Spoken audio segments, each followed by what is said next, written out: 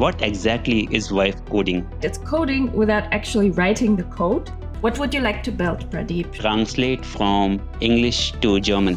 Oh, look. Oh my god, this is ready already. Oh. What we just did, so don't do it. If you try to use free tools, definitely don't give in any internal or sensitive data. What would you advise to non-software people who really want to develop a software concept?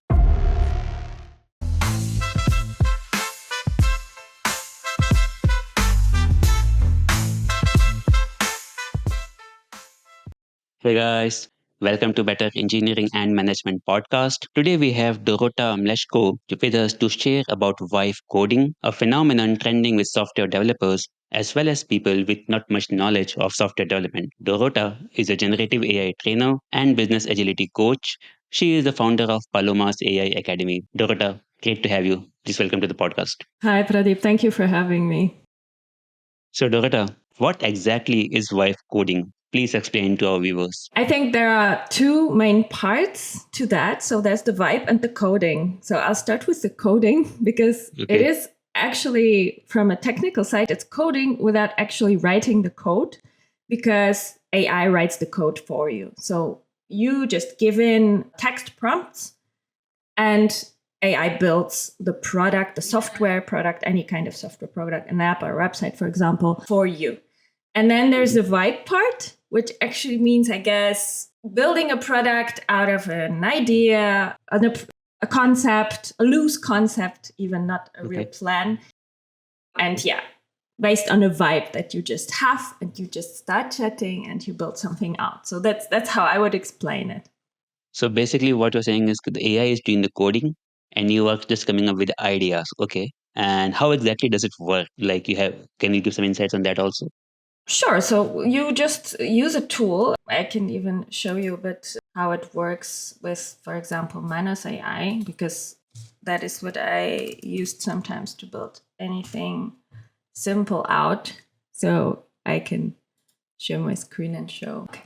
I guess you can see my screen. All right. So for example, with Manus, let's try the adaptive mode. So it will choose a mode itself. And what would you like to build, Pradeep? Just something simple so that it doesn't take up maybe maybe a tool to, let's say, translate from English to German. Are you learning German? I'm interested. Build a tool to translate from English to German. So that's a very bad prompt because it's very, very generic. But let's see what Manus does with it. I will build a tool. So this is ChatGPT, right? This is Manus AI. So ChatGPT I don't think it would just start building because Manus AI is an agent, an AI agent. So it starts its own software. It has its own tools. So it will just start doing stuff for us. Sure. It's computer here on the right side. I'm supposed to reply. So it asks a few questions to know more. That is good because we really didn't specify. What type of interface would you prefer? Web page, right? Right, yep. Let's keep it simple here. Do you need any special features? No. Would you like this to be deployed as a public website that you can access from anywhere or just run locally? Website, why not, right? And are there any specific design preferences? Clean, modern interface is fine, right? Yeah. So you just talk to it like you would to a web developer, I guess. Although I think a web developer would have more questions. At least mine has. Okay. Yeah, that's and let's keep it running, and we can. Okay, so this is the Manus AI. I understood is you gave it a requirement that this is the tool that I would like to build a tool or app or website, whatever, and then it automatically knows what it has to do. And then it builds on top of that question by asking something like what kind of app will be deployable on internet or locally. It even asks like what kind of themes and screens, the design wise. Interesting, very interesting. I think we're all sorted after that. I don't. Yeah, you could of course, and you should maybe give more and more information and like very specific requirements. But we'll get to that part, I think, later in the podcast. Okay, so this is where it is emitting all the code that it is kind of generating, right? And based on this code, the app will be ready in like few minutes, I guess. Yeah, this definitely can take some time. Okay. So Manus AI, any other tools that you have used like this? So, for example, right now, you can also build artifacts, so-called artifacts with Claude, because I use Anthropic's Claude a lot. It's my favorite LLM. My students know that I'm absolutely preferring Claude over other tools. And there you can now really build so-called artifacts, which means you just sit down and just like we did, you tell it what to build and it just starts. And I was amazed how quickly that goes, because Manus takes a bit of time. But for Claude, when I asked for a simple like thing, a gamification like website for my teams, it went, I don't know, it took like 4 minutes or something, and I had a landing page with some game built. So interesting. Okay, so this is essentially a generative AI behind the screen, right? Basically, it is using the same principles of generative AI to kind of write the code, where let's say it might be using some LLMs or some kind of models. Probably it has read how all the code, it has probably been fed all the projects with a lot of code, and it knows how exactly business translates into code. yes, exactly. So like you said, it's fed with all trained on all of this data from the internet, and it recognizes patterns in it and then recreates them kind of generically. So it's regenerating something that it knows from its training data, but now creating something new from that based on that. Since you are using this tool, let's say it will also remember that what it has generated in the past, and if you want to update that particular project with say new requirements, will it be capable of doing that also? Yes, it should. So you have somewhere an overview of all the web apps or also the websites that you have deployed with Manus. So it should go back and modify that for you if you want. Okay, so you can create, you can also modify. So kind of new features also can be added to the existing project that you have created. Very interesting. Okay. Yes, and I think this is also getting better and better, because in the past, for example, from what I remember when I started using Manus, it did not give me the possibility to change anything, edit anything on the website that it created. But now you can even click somewhere and edit details. So it's getting, it's getting better and better. Like all the AI tools. Capabilities are getting added to these tools. Okay. Very interesting. And is it like ready already? Because I can see some kind of web page it is showing. It's deploying already. Okay. So it will deploy somewhere locally on your own computer, I guess. I think we chose to deploy to public. So I guess it will deploy immediately. Usually it asks before deploying, so I'm not sure. Okay. But maybe because we specified it in the beginning that we wanted to be public. Maybe it will kind of create some kind of subdomain and deploy it all the way on the... Yes, it creates its own like subdomains for that. Okay. Potential is very, very huge, because, all these use cases, and we have lots of use cases which are more or less predefined because of, the way software is being developed, and you just have to kind of keep on codifying it, and all of these things will be ready. Oh, very interesting. Meanwhile, while it is kind of generating this app for us, what are some of the use cases where you think vibe coding can be really advantageous? It opens definitely up a huge new world for people who cannot code, right, without the coding skills, like me. So whenever a person like me needs quickly some simple landing page or something, wants to explain something and visualize it, what I mean, I can just vibe code it. And that is the amazing part. I think it's especially great, for example, in my line of work as a business agility coach, for product owners, product managers that want to explain a concept to developers. Oh, look, it's testing it. Let's give it some time. Yeah. So you want to, for example, as a product owner, in order to speak to the developers that you're working with and explain some concepts, you can just quickly build a simple prototype, right? That is possible now. That wasn't really possible before. So it's also great for, as we are on this role, like product managers who want to verify an assumption, right? Because they have a great product idea, but of course you don't know if it's great until you test it with real users. So you can just simply build on your own without any developers, anyone getting engaged. you can build some kind of prototype and just give it to users and test it out to some kind of test group, right? Okay. So what you're saying is, let's say you have an idea and you still don't want to make a huge investment yet. You are not ready for that. And plus, you are also not from software development background, so you don't really know the entire, let's say you don't have expertise in programming and all. At that point of time, you can probably start using vibe coding to just test that idea because it will generate the app for you. And then you can distribute this app to some of your, let's say, friends and, people whom you want to get a feedback, like whether this idea is valid, something you mentioned like MVP, right? Yes, exactly. And this is where this can help. Okay, that's very interesting. So you don't have to kind of fund for a small team to just work for an MVP. You can do it all by yourself. Of course, there will be some kind of a small learning curve here also, because it will ask a lot of questions when you're generating those prompts and all. And as you mentioned, right?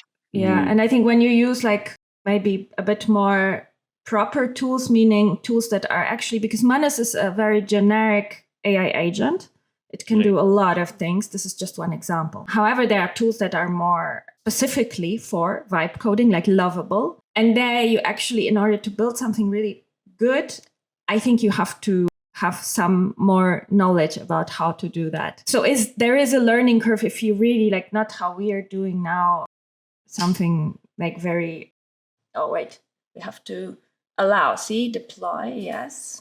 So yeah, there is a learning curve if you're really serious about it. If you want, for example, to build products for customers actually, then then you have to get serious about it. Very interesting. So I think there are a couple of different kind of, personas who can use this. One is like who are completely non-dev, people who are not from software engineering background at all. Then there are product managers, right, who generally and want to kind of speculate and do a lot of generation of ideas, right, before kind of going to software developers to actually start a development. So they can also use this, product managers, or who have to want to get a feel of that product before kind of beginning the, let's say, full scope development. And then there are software developers themselves who know a bit about this programming.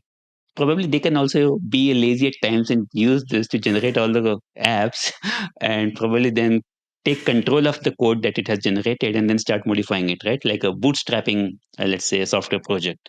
I don't know if I'm the right person to talk about that, but of course I work with a lot of software developers, and what I noticed, they have a different approach. So they don't do like this completely vibe coding usually if they are really senior software developers.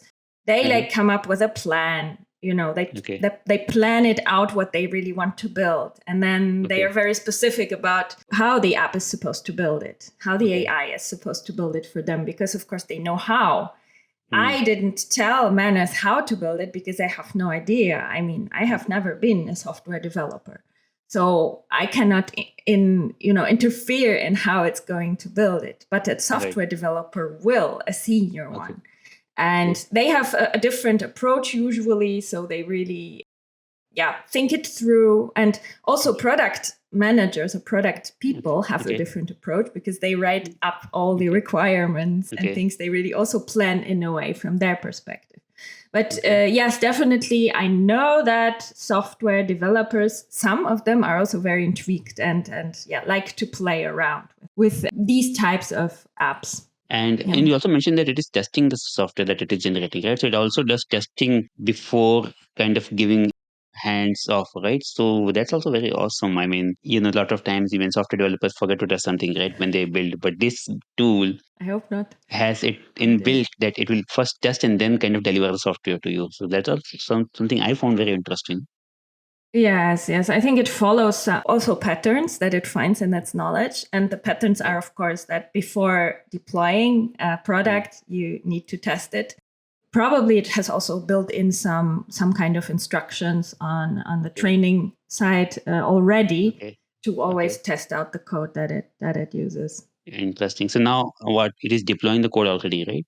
Okay, I think we can just use it on the website. If your product idea. Oh, look. Oh my God, this is ready already. Okay. It's ready. Okay, so this is your product, Pradeep. Okay. Congratulations. Let's see if it works. What do you want to translate? I want to translate, let's say, Welcome to Better Engineering and Management Podcast in German. Podcast in Germany? In German? Yeah, right. Okay. Oh, Okay. So that's welcome not Zoo good. Better Engineering and No, Management podcast in German. Okay. that's Okay. bad German. I'm a German native speaker, so I can tell you. I'm Okay. so sorry, but your product Hmm. is not good. Okay. Yeah, Maybe we should so try doing some simple instructions like how are you? okay, let's try something simple. How are you?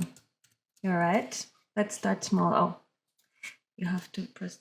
How? Oh no, that's very bad. How sind you? That's very bad. Yeah, so probably what we would have to do is to go back here and like ask Manus, Okay. Okay. give it feedback. And also I would think now that when we Hmm. started, we should have like told it what kind of translation tools to Okay. use in the Capabilities you background, have. for example, right? Okay. Okay. So even Okay. Google Translate would be better, and Okay. it's not good. So I Okay. guess, yeah, I guess, I think we are limited by the capabilities of the backend services it is using because it is just generating and using some services internally. But overall, I think it's had done a great job at understanding the need and coming up with this interface and doing all the functional things. Like I can see a screen where there is English, there is German, and there is the input box, and there is a button for translate. I mean, that itself is a pretty interesting thing, and that's all that is out after just a single prompt, like can generate an app for English to German translation. This is very yes, that's interesting to true. me, actually. Okay. That is impressive on one hand. I Mm. just noticed that English has a Greek flag here. Okay. Okay. So there are, I think, lots of things where it has needs improvement, but probably it's because it is in the end it's a machine generating the code and it has so much knowledge about the world, and this will keep on improving, I guess, because within its LLMs and all these models will keep on getting fed with more and more data. Probably this will kind of change in coming times, right? Yes, yes. So these tools are already improving, and just like I said, we need to remember that Manus is not proficient, or it's not its main capability to build things. So, for example, I think if we tried that with Lovable and planned it really all out with all requirements and Okay. acceptance criteria and whatever, then it Right. would have worked definitely better. That's very interesting. Okay. So, Dorota, the next question that I wanted to ask is like, while vibe coding can really come handy, where do you think we should be really cautious and avoid this vibe coding? I just thought that I wanted to say here that you should not deploy to production so easily Okay. what we just did. So don't do it, people, because you might break something. No, of course. So you need to consider that you don't have actual control over how exactly this product is built. It's different than when a developer writes out the code and knows exactly what they wrote, right? And here Okay. you don't know it. We saw it even now. We don't Okay. know what it uses in the background to actually translate these Right. phrases. You don't know, yeah, the backend side of it, and that is of course a risk. So I Okay. think you should be careful also what kind of data you use, because if you try to vibe code something with internal company data for the company you work for example, then I would be very careful with the tools you use, because you have to check how they use your data. With Manus, I have right now a paid subscription, but Okay. if you try to use free tools, Hmm. definitely don't give in any internal or sensitive data. That is always my tip. Okay. That goes for all AI Okay. tools. Yeah. So these are the things. And then, of course, you need to think, if you have the idea of building a product that you want to actually then sell somehow, you still would have to know how to maintain it, right? How to fix bugs if they come up, because AI is not always good at fixing errors. It's apparently, I heard it's quite good at finding them, but not really at fixing them. So Right. yeah, you need to remember that you're building here something without knowing how, and that is a risk in it on its own, I would say. Okay. Really said. I think because even with tools which have AI embedded in it, like paid tools, there also we see sometimes that you should kind of double check it what it has generated, because it may have used some kind of open source tools or tools which are not absolutely open source, because it may know how to use the tool but may not have verified the open source licenses and all. So when it is going to production, probably it's a good idea to double check it. And as you mentioned, if there is any sensitive data, better not to use. free tools because you don't know how they will deal with your sensitive data, how restricted it will be, and of course, all the other conditions, legalities will also be associated with it. Okay, very interesting. So, Dorota, going forward, like, what would you advise to non-software people who really want to develop a software concept and they're trying to learn vibe coding? How can they get started? What are some of the resources they can check out? What I would start with is fundamental AI knowledge. That's actually always my tip. If you want to start using AI, first cover your basics. Learn how LLMs work. Learn what models to use for which task. Okay. Learn the capabilities that it has and learn the limitations. I think that already we covered all of that a bit here today. But it's good to really cover your basics. That's also why I opened my AI Academy, because I saw that people are really trying to use AI, but they don't know how. And that is, they get frustrated after some time sometimes because they think, it's not working. It's not good. It cannot help me. And B, it can be dangerous because they can use, like we just also said, sensitive data, for example, in places that they shouldn't. And like with these tools, they're quite powerful, right? They deploy code to production, so they could really like break something if they use it, for example, within their company. So cover your basics. That's the first thing. And then it's good if you vibe coding means actually not, that's how I understand it, not having a plan, like just having an idea, right? And coding it out by prompting. And that's fine. But if you really want to get serious, then better think of a plan, write out your requirements, write out acceptance criteria. You can ask AI how to do that. It will help you write out. So for example, we could have started, and that is what I would usually do. We could have started by asking, for example, Claude, how would you write requirements for an app that translates from English to German? And then Claude would have helped us to do a better job here. And maybe it would have worked better in the beginning. Yes. So I would use AI also to help get started, to write out the prompt for the actual AI that will then build it. And then, so the easiest place to start, like really trying it out. And that is the next tip. So after you cover your basics, have a bit of knowledge, and you really now want to try it out, then Manus AI is a good place, because even on the free version, you get some credits. Don't start start simple. That's the next tip. If you start simple, then you shouldn't use up all the credits before it gives you something. So I think it should work. Maybe with this even, it should work with the initial credits that you get. You can use, if you have a Claude subscription, because I don't know if artifacts work also on the free version. But Claude is definitely now great with the artifacts. So you can really easily build artifacts in there. And these are also actually apps. But like tool that is actually built for vibe coding is, for example, Lovable. And it's, I think it's a very, very good tool. So you can try that out. And we will even have a vibe coding workshop with my academy. So you can join that if anyone wants to. It will be in August, probably end of August. And it will be like 1.5 hour where we just, in breakout rooms, like brainstorm, small groups, decide what they want to build. And then they get some of the fundamental knowledge for that. Of course, in the workshop, you cannot get everything, but just shortly. And then break out into the sessions again and really build something out with tools that will be available. So something like that. So you can join that if you want to try out. So Dorota, before we wrap up, do let us know what exactly is your academy about and what kind of trainings do you provide there? And after that, we can kind of wrap up. Okay. I started Paloma's AI Academy because when I started learning AI, I couldn't find a really good course that would teach me what AI is, what it does, but in a practical, non-technical way. So from a practical side, I really wanted to use it, but I didn't know how exactly, where to even start, because you get quickly overwhelmed with AI, right? With all the tools and all the possibilities out there. When I cannot find something that I need, I usually just make it myself. And that is what I did with the academy. So at the beginning of the year, I started building it out. I started my own AI academy. It's a subscription-based community. Its heart is a huge AI fundamentals course. It's self-paced, it's recorded.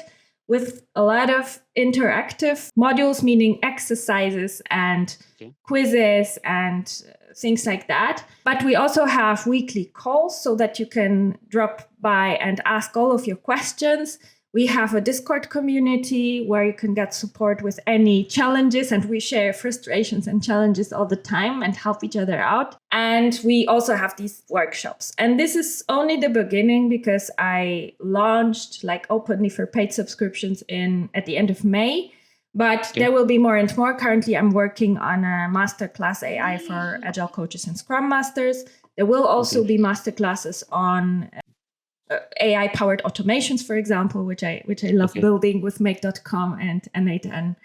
So there will be a lot more, but the main idea is that you learn AI in a community, and then it's really fun. Oh, and yes, and AI can be a lot of fun.